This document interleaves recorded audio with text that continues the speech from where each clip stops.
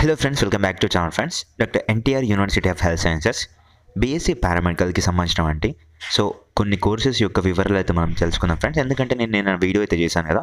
So ఈ రోజు వరకు అయితే మనకు చూసుకున్నట్టయితే నోటిఫికేషన్ బార్లో ఎలాంటి అప్డేట్ అయితే లేదు. ఈరోజు 10th, ఈరోజు కనుక చూసుకున్నట్టయితే మనకి యూజీ ఆయుష్ అది మాత్రమే ఉంది. సో బీఎస్సీ పారామెడికల్ గురించి ఎలాంటి అప్డేట్ అయితే లేదు. సో మనం నిన్న మాట్లాడుకున్నాం కదా. సో మీరైతే ఈ యొక్క కోర్సెస్ గురించి తెలుసుకోండి బ్రో అని చెప్పేసి. మనకి ఇక్కడ బీఎస్సీ పారామెడికల్లో ఉన్నటువంటి 15 కోర్సెస్ ఉన్నాయి కదా. ఈ యొక్క కోర్సెస్ గురించి తెలుసుకోండి అని చెప్పేసి నేనైతే మీకైతే ఒక టాస్క్ ఇచ్చాను.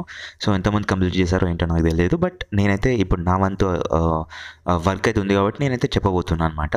సో మనం లాస్ట్ కింద నుంచి పైన కొద్దాం ఫ్రెండ్స్. మనం వచ్చేసి 15th కోర్స్ ఏదైతే బీఎస్సీ ఎకోకార్డియోగ్రఫీ టెక్నాలజీ ఉంది కదా, ఇది ఉంది రేడియోథెరపీ అండ్ ట్రాన్స్ఫ్యూజన్ టెక్నాలజీ. ఈ 3 కోర్సెస్ అయితే ఈ యొక్క వీడియోలో చూద్దాం.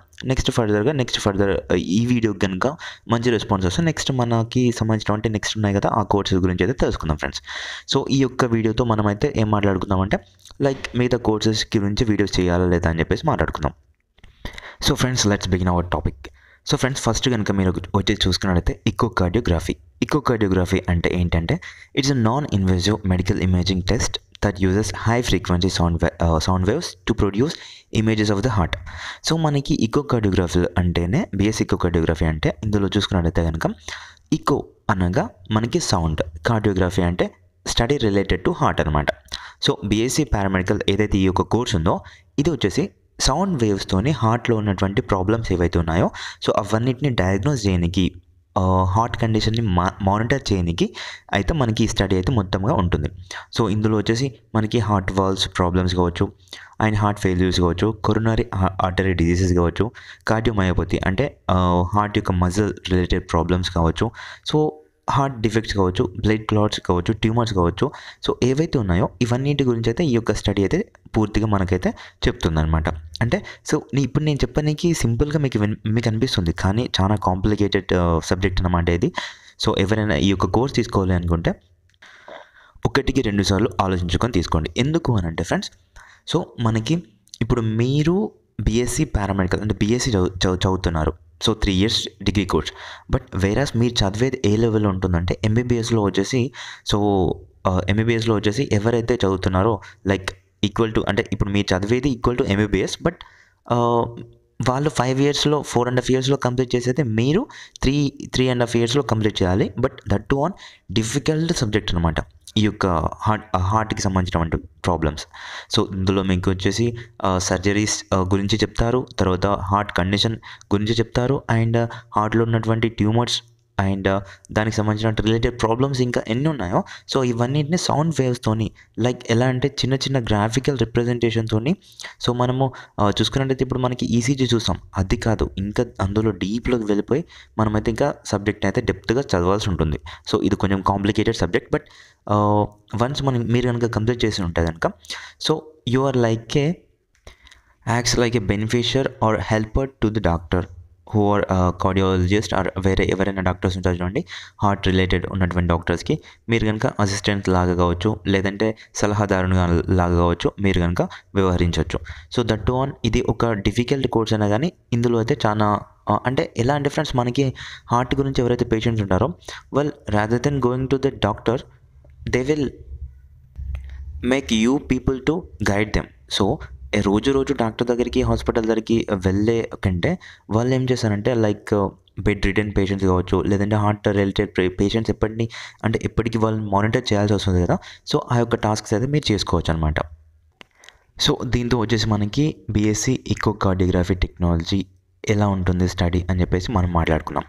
సో ఇప్పుడు జాబ్ స్కోప్స్ గురించి కనుక వస్తే కనుక మీకు ఇందాక చెప్పాను కదా. సో మీరు సలహాదారులుగా కావచ్చు, సో లేదంటే ఇంకా ఎవరైనా పేషెంట్స్ ఉంటారు చూడండి, వాళ్ళు మానిటర్ చేసుకోవడానికి వాళ్ళు అయితే మిమ్మల్ని హైర్ చేసుకుంటారు. అండ్ వన్ మోర్ థింగ్, దీనికి శాలరీ ప్యాకేజ్ అయితే ఇనిషియల్ స్టేజెస్ నుంచి అంటే ఫస్ట్ మీకైతే 20,000 నుంచి అయితే శాలరీ అయితే స్టార్ట్ అవుతుంది. But it depends upon your experience and your way of doing work అనమాట. నెక్స్ట్ వచ్చేసి friends BSc radiotherapy. So BSc radiotherapy అంటే ఇది క్యాన్సర్ థెరపీ అనమాట. So radiotherapy is also called as cancer therapy. So aiming to kill or control malignant cells అనమాట. So అంటే ఏంటి friends అంటే tumour cells ఏవైతే ఉంటాయో అవన్నిటిని మీరు ఈ యొక్క టెక్నాలజీతోని సో వాటిని కంట్రోల్ చేయడం కావచ్చు, వాటిని కిల్ చేయడం కావచ్చు, ఈ యొక్క సబ్జెక్ట్ పైన మీరైతే ఫుల్గా ఈ 3 years అయితే స్టడీ చేయాల్సి ఉంటుంది. Radiotherapy can be curative if cancer is localised. అంటే ఇందులో మళ్ళీ ఎట్లుంటుందంటే టాస్క్ ఉంటుంది ఫ్రెండ్స్. లైక్ ఎలా అంటే ఇప్పుడు సో లోకలైజ్డ్ ట్యూమర్స్ ఉంటాయి అండ్ జనరలైజ్డ్ బాడీ ట్యూమర్స్ ఉంటాయి. అంటే స్పెసిఫైడ్ బాడీలో ఒక లొకేషన్లో ఉన్నటువంటి ట్యూమర్స్ ఏవైతే ఉంటాయో సో అవన్నిటిని మీరు ఈ యొక్క రేడియోథెరపీ ద్వారా క్యూర్ చేయాల్సి ఉంటుంది. సో లోకలైజ్డ్ అంటే స్పెసిఫిక్ పర్టికులర్ ప్లేస్లో ఉన్నటువంటి ట్యూమర్ని మీరు తీసేస్తారు. సో దానిపైన ఎలా ఉంటుంది ఆ యొక్క స్టడీ గురించి మీరైతే పూర్తిగా నేర్చుకోవాల్సి ఉంటుంది. అది సర్జికల్ వే అయినా లేదంటే సో మెడికేషన్తో అయినా సో మీరు చేయాల్సి ఉంటుంది. సో ఇప్పుడు రేడియోథెరపీ ఇందులో ఎలా ఉంటుందంటే కీమోథెరపీ అండ్ ఇమ్యూనోథెరపీ ఇవి ఇస్తారు. మీరు జనరల్గా చూసుకున్నట్లయితే బయట చూసుకున్నట్లయితే ఇప్పుడు మనకి క్యాన్సర్ పేషెంట్స్ ఎవరైతే ఉంటారో వాళ్ళు they undergo chemotherapy and immunotherapy.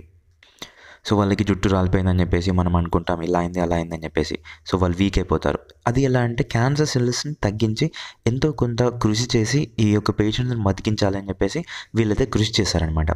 So మీ యొక్క టాస్క్స్ ఏంటి అంటే సో మీరు లైక్ డాక్టర్ దగ్గర మీరు ఎక్విప్మెంట్స్ రెడీ చేయడం కావచ్చు, లేదంటే పేషెంట్ ట్రీట్మెంట్ కొరకు రెడీ చేయడం కావచ్చు. సో ప్రతిరోజు మానిటర్ చేస్తూ ఉండడం కావచ్చు వాళ్ళ యొక్క ప్రోగ్రెస్ని. సో ఇది రేడియోథెరపీ యొక్క స్టూడెంట్ యొక్క టాస్క్ అనమాట. బట్ ఇంత సింపుల్గా ఉండదు. సో ఇది మీరు అనుకున్నట్టు అటెండర్స్ కూడా చేస్తారు. బట్ ఒక విషయం ఏంటి అంటే సో టోటల్గా డాక్టర్ లేకున్నా కానీ మీరే డాక్టర్ లాగా యాక్ట్ చేయాల్సి ఉంటుంది. అంతగా చదవాల్సి ఉంటుంది. బట్ వేరే శాలరీ ప్యాకేజ్ కనుక వచ్చి చూసుకున్నట్లయితే కనుక 20,000 ఇనిషియల్ శాలరీ అయితే ఉంటుంది. సో తర్వాత పెరుగుతూ కొద్దీ మీ ఎక్స్పీరియన్స్ పెరుగుతూ కొద్దీ మీ యొక్క శాలరీ ప్యాకేజ్ కూడా పెరిగిద్ది అనమాట. This completes our BSc radiotherapy. So మనం ఏంటంటే ఆ యొక్క ఒకటి ఏంటి అంటే ఫ్రెండ్స్ సబ్జెక్ట్ ఏంటి, మనం ఇప్పుడు చదవబోయేది ఏంటి, సో దాన్ని ఏది రిలేటెడ్ అంటే ఈ యొక్క థెరపీ ఈ యొక్క స్టడీ అనేది దేనికి రిలేటెడ్గా ఉంటుంది అని చెప్పేసి మనం పైన మాట్లాడుకుంటున్నాం ఫ్రెండ్స్, అంతే. సో డెప్త్గా వెళ్ళిపోవట్లేదు. సో దీనికి కావాల్సిన బుక్స్ అవన్నీ నేను తర్వాత మీకు మళ్ళీ నెక్స్ట్ వీడియోలో చెప్తాను. సో నెక్స్ట్ వచ్చేసి BSc transfusion technology. So BSc transfusion technology అంటే సో ఫ్రెండ్స్ ఇది మొత్తం వచ్చేసి ట్రాన్స్ఫ్యూజన్ టెక్నాలజీ గురించి అనమాట. ట్రాన్స్ఫ్యూజన్ అంటే ఏంటి అని చెప్పేసి అనుకోవచ్చు మీరు. Name only suggest that blood collection and processing అనమాట, blood related study. So major blood banks ఉంటాయి. ఇప్పుడు బ్లడ్ బ్యాంక్స్లో వచ్చేసి బ్లడ్ స్టోర్ చేస్తారు. సో అది ఏ కండిషన్లో స్టోర్ చేస్తారు. తర్వాత వచ్చేసి దానికి ఏమైనా లైక్ మైక్రోబ్స్ కావచ్చు, లేదంటే ఫంగి కావచ్చు, సో పట్టుకుందాం. లేదంటే అందులో కనుక ఇంకేమైనా ప్రాసెసింగ్ చేసేసి మనం వేరే విధంగా లైక్ ఇంకా కొన్ని ప్రొలాంగ్ డేస్ కనుక స్టోర్ చేయవచ్చా, లేదంటే ఇంకా బ్లడ్లో ఉన్నటువంటి టెస్టింగ్స్ కావచ్చు, సో ఇన్వెంటరీ మేనేజ్మెంట్ కావచ్చు, లైక్ ట్రాన్స్ఫ్యూజన్ మేనేజ్మెంట్స్ కావచ్చు, ప్యాథోజన్స్ రిడక్షన్ కావచ్చు. So improves patient safety. ఏవైతే లైక్ కొన్ని గైడ్లైన్స్ ఉంటాయి కదా పేషెంట్ సేఫ్టీని పెంచడానికి బ్లడ్ ట్రాన్స్ఫ్యూజన్ ద్వారా. సో అవన్నిటిని అయితే మనం అయితే చదవాల్సి ఉంటుంది ట్రాన్స్ఫ్యూజన్ టెక్నాలజీ చేద్దాం అనుకున్న వాళ్ళు. సో లైక్ మెటబాలిక్ రేట్ని ఎలా పెంచాలి, సో అలా అని చెప్పేసి నేను ఏం చెప్తున్నా అంటే ట్రాన్స్ఫ్యూజన్ టెక్నాలజీ అనేది చాలా highly complicated subject friends. So చేద్దాం అనుకున్న వాళ్ళు కొంచెం ఆలోచించి తీసుకోండి. ఈ యొక్క పారామెడికల్ కోర్సెస్ ప్రతి స్పెసిఫిక్ ఫీల్డ్లో అవి హైలీ కాంప్లికేటెడ్. సో ఇవన్నీ అయితే మీరు చూసి తీసుకోండి ఫ్రెండ్స్. సో ఒకటేంటి మనం ఫస్ట్ వచ్చేసి ఈకోకార్డియోగ్రఫీ అంటే హార్ట్ రిలేటెడ్, అంటే సౌండ్ వేవ్స్ ద్వారా హార్ట్ యొక్క కండిషన్ మనం తెలుసుకోవచ్చు.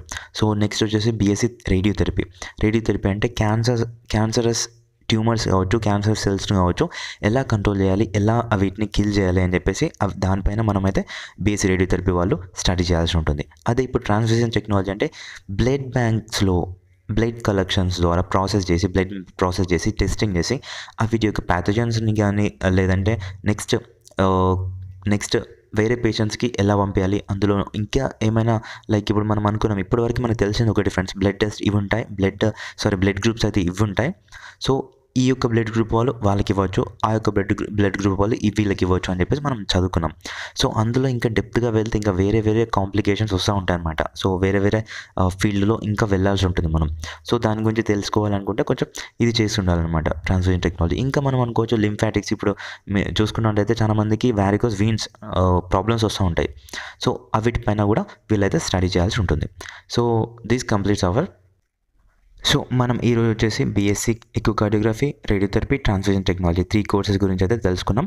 సో ట్రాన్స్ఫ్యూజన్ టెక్నాలజీకి కూడా అంతే ఫ్రెండ్స్, ఇనిషియల్ శాలరీ వచ్చేసి 20,000 లోపు అయితే ఉంటుంది. సో ఇది వచ్చేసి మొత్తం కదా బీఎస్సీలో ఉన్నటువంటి 3 పారామెడికల్ కోర్సెస్ గురించి తెలుసుకున్నాం ఫ్రెండ్స్. వీడియో లెంత్ ఇప్పటికే ఎక్కువ అయిపోయింది. సో ఈ యొక్క వీడియో బట్టి నేను నెక్స్ట్ వీడియో చేయాలా లేదా అని ఆలోచిస్తాను ఫ్రెండ్స్. 1K వ్యూస్ వస్తే డెఫినెట్గా చేస్తాను. ఓకేనా.